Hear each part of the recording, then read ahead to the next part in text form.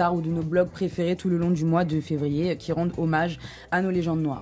Du coup, j'ai une question pour toi, Fally. Si tu devais citer le nom d'une personne qui, pour toi, mérite de ne pas être oubliée en ce Black History Month, ce serait qui?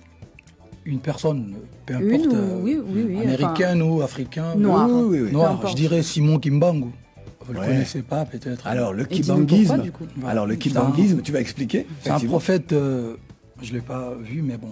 Moi, je suis issu d'une famille chrétienne, mais bon, plutôt kimbanguiste du côté de ma maman.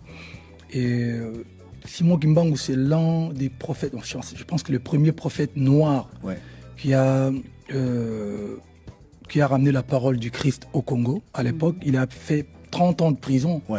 Et, dans les prisons belges, puisque c'était la colonisation à l'époque.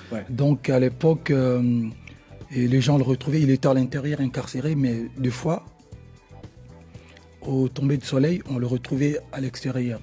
Et sa cellule, donc c'est un prophète congolais, Simon Kimbangu. La religion s'appelle kimbanguiste. Exactement. Okay.